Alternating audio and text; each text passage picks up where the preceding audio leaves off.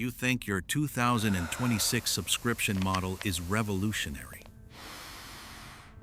You think the brown box appearing on your porch within 24 hours is a miracle of the modern age, a digital convenience birthed by Silicon Valley. It is not. It is an echo. Long before an algorithm knew what you wanted for breakfast, there was a heavy, 500-page book sitting on every kitchen table in America. It was the original everything store, and its name was Sears, Roebuck and Company. If you wanted a watch, a shotgun, or a literal pre-cut house shipped by rail to a plot of dirt in Nebraska, you turned to the catalog. For over a century, Sears was not just a store. It was the infrastructure of the American dream. But look at your local shopping mall today. If there is still a Sears anchor, it is likely a hollowed-out husk, a tombstone of concrete and peeling paint.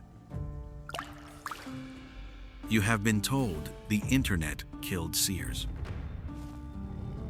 You have been told that Amazon was the predator, and Sears was the slow-moving prey that forgot how to run. That is a lie. Amazon did not kill the king. They just walked into the throne room and found a corpse that had already been picked clean by its own advisors. Hurry, we must finish before the others arrive. This was not a death by progress. It was a $30 billion suicide, executed with clinical precision in the boardrooms of Chicago and the hedge funds of Greenwich. Let us open the case file on the Sears hubris and reveal the shadow behind the success. The story begins in 1886 with a shipment of unwanted watches. Richard Sears, a railway station agent, realized that trust was the most valuable currency in a disconnected world. By the time he partnered with Alva Roebuck, they had built a machine that could reach any farmhouse in the country. By the mid-20th century, Sears was the undisputed titan of the American economy. To understand the scale, consider this. By 1973, Sears was so flush with cash, they built the Sears Tower in Chicago. It was 110 stories of steel and glass, 1,450 feet of pure architectural arrogance. At the time, it was the tallest building on the planet, a physical manifestation of a company that believed it was too big to ever fall. But the seeds of the rot were planted in the 1980s, during an era of corporate conglomeration. Sears leadership decided that selling dishwashers and craftsman tools was not enough. They wanted your entire life. They launched a financial supermarket strategy. You would buy your socks at Sears, but you would also get your home insurance from Allstate, your stocks from Dean Witter Reynolds, and your mortgage from Coldwell Banker, all under one roof. In 1985, they even launched the Discover card. On paper, it looked like a fortress. In reality, it was a distraction. While the executives were obsessed with the high-stakes world of Wall Street commissions, they stopped caring about the dust on the retail floors. They were treating the retail side, the very thing that gave them their name, like a boring utility. They were pulling the gold out of the walls to fund a shiny new casino. By the early 90s, the financial supermarket was failing. The core retail business was bleeding market share to nimble competitors like Walmart and Target. Sears was forced to spin off its financial gems to stay afloat. They were selling the furniture to pay the rent. But the true predator had not even entered the building yet. The real dismantling was about to begin, led by a man who did not view Sears as a store, but as a carcass to be harvested. By 2004, the giant was staggering, but it was not dead. It had billions in assets, prime real estate, and brands like Craftsman, Kenmore, and Die Hard that were synonymous with American quality. Enter Edward Lampert. To the press, he was the Steve Jobs of finance, a wunderkind who had turned a bankrupt Kmart into a cash cow in record time. But to a forensic historian, he was the surgeon who walked into the operating room, not to heal the patient, but to see how many organs he could harvest, while the heart was still beating. In 2005, Lampert orchestrated an $11 billion merger between Kmart and Sears. On the surface, it was a merger of equals.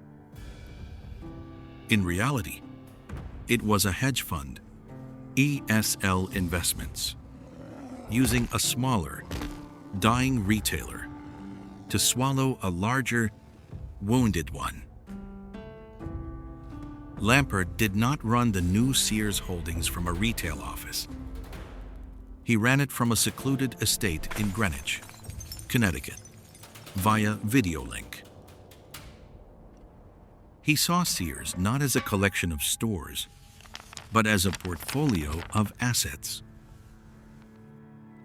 And he was about to install a mechanism of destruction so counterintuitive. It sounds like a fever dream of social Darwinism. He called it SOAR. Lampert was not guessing. He believed this would work. He was a disciple of Ayn Rand-style market purity, suffering from an objectivist delusion. He was convinced that extreme, cutthroat internal competition would create perfection. Instead, it created cannibalism. Here is the trick. Step 1. Break the company into pieces. Step 2. Force those pieces to pay each other real money. Step 3. Own the pieces that collect the payments. Step 4. Let the rest starve. Lampert broke Sears into more than 30 separate business units. Tools was one company. Appliances was another. Clothing was a third. Each had its own board of directors, its own CEO, and crucially, its own profit and loss ledger. He believed the invisible hand of the market would make them more efficient. It did not. It turned the boardroom into a war zone. Do not just imagine it. Picture this playing out on the floor. alone, please. A customer walks in to buy a television. How dare you call my The goods electronics cheap? manager slashes the price below cost, just to steal the commission from the home goods department across the aisle. Meanwhile, the real estate division is literally charging the electronics guy rent for his own window display. It was not retail. It was a corporate Hunger Games. The departments began to sue each other. Burn the rest. We can't let them They see hid it. information from one another. They actively sabotaged each other's sales to make their own ledgers look better. While Walmart was streamlining its supply chain into a single, lethal spear, Sears was a circular firing squad. Now, look at the forensic fact. In 2006, Sears Holdings had a capital expenditure, the money spent on fixing roofs, cleaning floors, and updating registers, of about $1.50 per square foot. For context, its competitors were spending $7 to $10. This was capital starvation. Lampert was not reinvesting in the stores. He was suffocating them. Between 2005 and 2011, Sears spent an estimated $6 billion on share buybacks. Think about that number. $6 billion. That is enough money to renovate every single Sears store in the country 3 times over. Instead, that money was funneled back to the shareholders, the largest of whom was Eddie Lampert himself. He was using the company's own blood to buy back its own skin. To the outside world, the stores were getting grimy. The roofs leaked. The blue crew of knowledgeable salesmen vanished, replaced by skeleton crews of underpaid part-timers who did not know a torque wrench from a toaster. But on the balance sheet, for a few years, the internal market made the numbers pop. It was balance sheet alchemy. Lampert was essentially charging himself rent and calling it revenue for the real estate arm, while the retail arm bled out from the cost. By the time the 2008 financial crisis hit, the everything store was a hollowed-out shell. It was a classic value trap. It had no brand equity left because the brands had been separated from the stores. In 2011, Lampert began the final phase of the harvest, spinning off the crown jewels.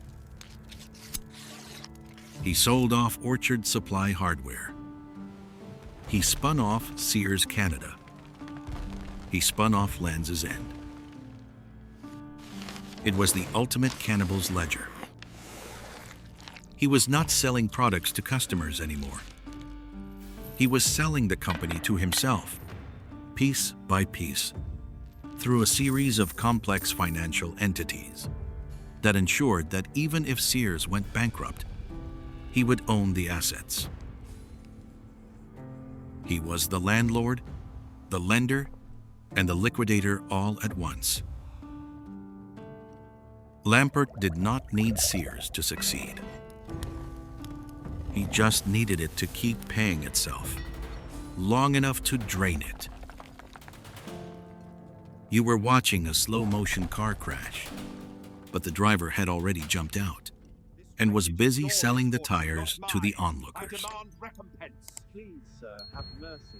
We have nothing left. The final act of the heist was not played out on the sales floor. It was played out in the dirt. By 2015, Sears was a ghost.